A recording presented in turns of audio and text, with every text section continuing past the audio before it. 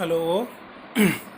Good evening my dear students, diploma N B और जो भी नए जॉब होल्डर्स हैं उन सभी को मेरा नमस्कार, गुड इवनिंग। और आज के इस वीडियो में हम लोग आगे चलते हैं पिछले की सारी सीरीज़ में। जैसे कि लास्ट वीडियो जो था वो सेल्स इंजीनियर तक हम पहुंच चुके थे और उसमें हमने जिक्र किया था कि फाइनेंस डिपार्टमेंट के बारे में।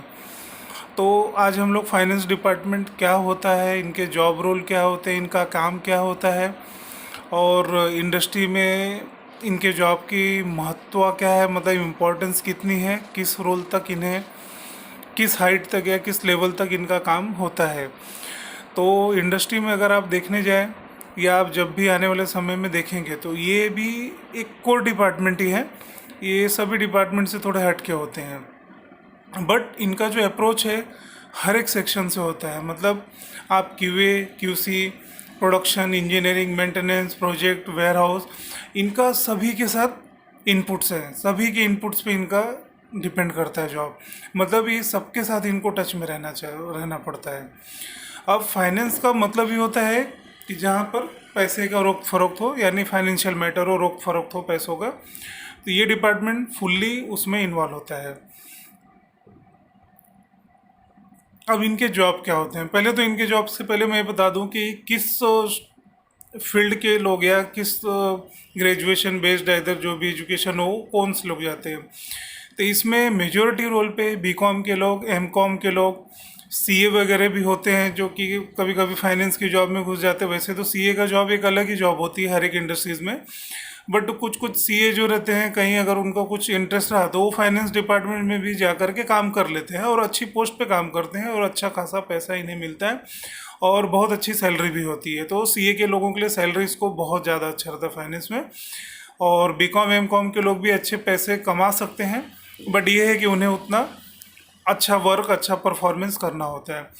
अभी हम यहाँ भी ये बता दें आपको कि इंजीनियरिंग के लिए कोई स्कोप है क्या फाइनेंस डिपार्टमेंट में? जी हाँ, रहता है, बट कुछ लिमिटेड इंडस्ट्रीज़ ही हैं जो फाइनेंस डिपार्टमेंट में इंजीनियरिंग बैकग्राउंड के लोगों को रख लेते हैं।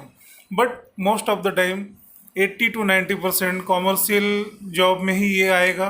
तो उसमें बीकॉम, एमकॉम, सीए या कोई सपोज इकोनॉमिक्स वगैरह में कोई बहुत अच्छा एमकॉम वगैरह है तो उनको भी ये जॉब मिल जाती है। मतलब इकोनॉमिक्स के भी लोग इसमें जा सकते हैं, कोई इशू नहीं है। तो चलिए हम इनके जॉब के बारे में अभी आगे डिस्कस करते हैं।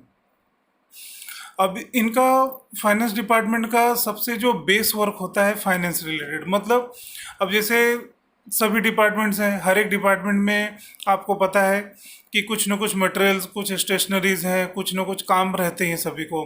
तो बाहर के सप्लायर से बहुत सारे सामान आते हैं प्लांटों के अंदर, जैसे स्टेशनरी आई, कोई पार्ट्स आया या कुछ रिलेटेड और भी चीज़ें आई, जैसे हॉस्पिटलाइजेशन रिलेटेड चीज़ें, मेडिकल रिलेटेड चीज़ें कुछ आई हैं, दवा दारू, मतलब नंबर ऑफ थिंग्स। जो भी आपके साइट पे इंडस्ट्री में जो भी मटेरियल्स आ रहे हैं बाहर से, उन सभी का बिलिंग एंड पेमेंट का जॉब फाइनेंस के हाथ में होता है। मटेरियल या कोई भी आया, आपने कुछ भी मंगाया इंडस्ट्री में, तो ऑब्वियस सी बात है जिससे आप मंगाओगे वो आपको बिल प्रोवाइड करेगा। आपको डिपार्टमेंट को या आपको पैसे देने की ज़रूरत नहीं है। तो फाइनेंस डिपार्टमेंट क्या करता है, आपके द्वारा उस मटेरियल का बिलिंग आपसे ले लेगा। इनवॉइस, उसको हम इनवॉइस बोलते हैं इंडस्ट्रियल लैंग्वेज में, इनवॉइस।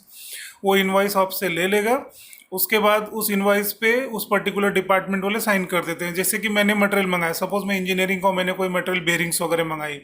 अब बेयरिंग्स मंगा ली, बिल मैंने ले लिया उस पार्टी से जिसने मुझे बेयरिंग दिया। तो अब ये बिल मैं क्या करूँगा, फाइनेंस डिपार्टमेंट को दे दूंगा साइन करके कि ठीक है मैंने बिल लिया है, और मैं बिल चेक कर लूँगा कितनी क्वान्टिटी थी, क्या थी करके सभी मैं फाइनेंस डिपार्टमेंट को हैंड ओवर कर दूंगा।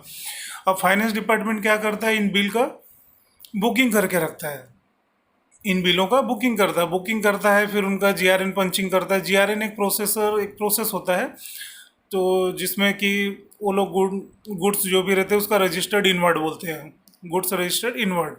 तो वो उनको जीआरएन में एंट्री करके उनके जीआरएन की पंचिंग करता है, और फिर जिस वेंडर ने आपको बेयरिंग्स दिया है कुछ एक स्पेसिफाइड डेज के बाद, इधर मंथ के बाद उस वेंडर की पेमेंट हो जाती है। ऐसा नहीं कि आज बिल मिला तो आज ही पेमेंट हो जाएगा। पेमेंट के लिए फाइनेंस डिपार्टमेंट भी टर्म्स रखता है। क्यों? क्योंकि उसके बाद नंबर ऑफ डिपार्टमेंट्स होते हैं, नंबर ऑफ वेंडर्स होते हैं, बहुत सारे लोगों के मटेरियल्स आते रहते हैं, तो एवरी टाइम वो पेमेंट नहीं कर सकता वेंडरों को, तो वो क्या करता है, हर एक वेंडरों का एक टारगेट डेट रखता है सभी को, जैसे 30 दिन 45 दिन के बाद ही आपका पेमेंट आएगा वेंडर का जिनसे आप मटेरियल ले रहे हैं। तो वो सिक्वेंसली क्या करता है, प्लानिंग करके रखता है कितने दिन के बाद किन वेंडरों का पेमेंट करना है।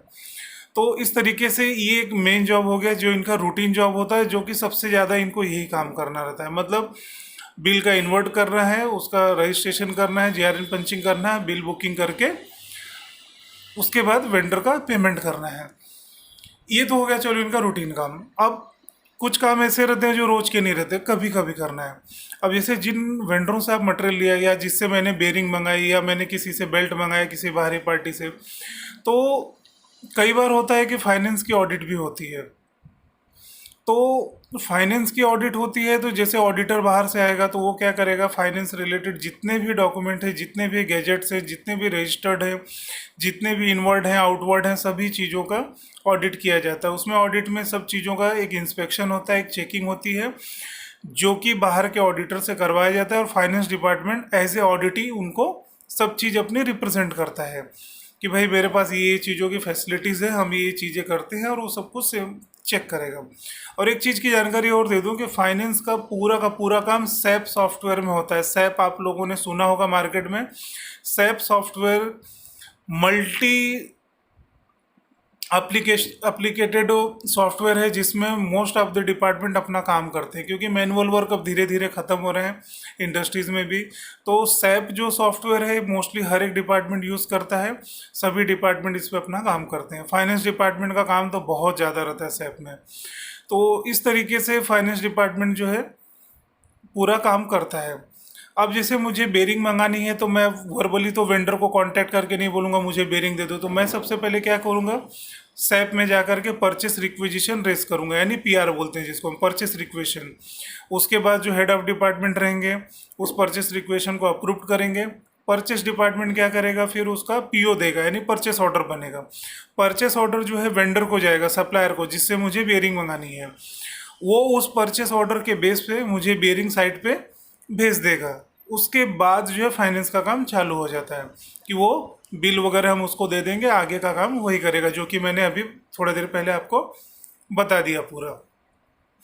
अब जैसे सपोज करो कि आपके प्लांट में कोई मशीन्स है या कोई पार्ट्स ऐसे हैं जिसको आपको बाहर रिपेयरिंग के लिए भेजना है। सपोज बाहर रिपेयरिंग के लिए भेजना है, आपसे रिपेयरिंग नहीं हो पा रही, या कुछ मशीनिंग करना है, लेथ मशीन का सपोज टर्निंग करना है।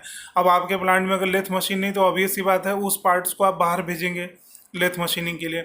तो ऐसी चीज़ें डायरेक्ट कंपनी से बाहर कभी नहीं जाती है। तो इसके लिए क्या करना पड़ेगा, आपको गेट पास बनाना पड़ता है। गेट पास का प्रोसीजर क्या है कि आपको एक गेट पास एक एप्लीकेशन होता है जिसमें आपको आपको जिस सप्लायर को आपको या जिस वेंडर को भेजना है रिपेयरिंग के लिए, उसका डिटेल लिखना रहता है, क्या आप भेजने वाले हैं, उसकी कॉस्टिंग कितनी है, उसकी क्या चीज़ें, सारी डिटेल वो इंडस्ट्री के एक अपना फिक्स फॉर्म होता है, वो पूरा आपको भरना पड़ता है।